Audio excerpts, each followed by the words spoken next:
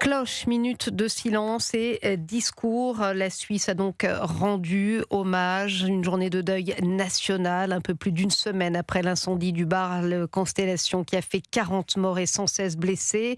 Une cérémonie d'hommage aux victimes a eu lieu cet après-midi à Martigny, à 50 km de la station. Une cérémonie empreinte d'émotion qui a rassemblé chefs d'État et proches de victimes. Reportage de l'envoyé spécial d'Europe 1, Jean-Luc Boujon. À 14h, ce sont d'abord les cloches des églises de toute la Suisse qui se mettent à sonner.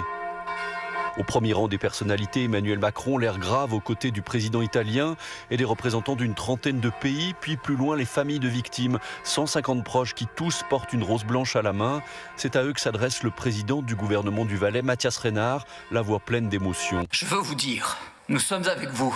Depuis cette nuit du 1er janvier, il ne s'est pas passé un seul instant, pas une seule minute, sans que nous ne pensions à vous. La moindre des choses que l'on puisse faire, c'est de présenter des excuses de toute la communauté. Puis c'est au tour d'Aline et Marie, deux jeunes filles qui le soir du 1er de l'an faisaient la fête dans le bar juste en face du Constellation, de prendre la parole. Les images qui nous font face sont insoutenables. Les cris stridents résonnent dans le froid glacial. C'est une scène apocalyptique. Alors aujourd'hui, nous rendons hommage à vous qui êtes partis trop tôt, à vos rêves interrompus. Faisons en sorte que cette douleur ne soit pas vaine. N'attendons plus pour dire à nos proches qu'on les aime. Vivons intensément, ici et maintenant.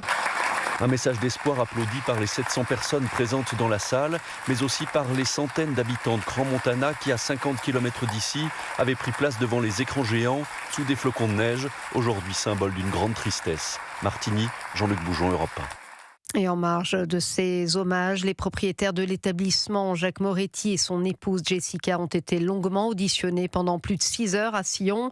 Si le premier a été amené à bord d'un fourgon en milieu d'après-midi pour y être placé en détention provisoire, son épouse, elle, s'est exprimée pour la première fois. Elle s'est présentée devant une poignée de journalistes, dont l'envoyé spécial d'Europe 1, Jean-Luc Boujon. Mes pensées constantes vont vers les victimes et les gens qui se battent aujourd'hui.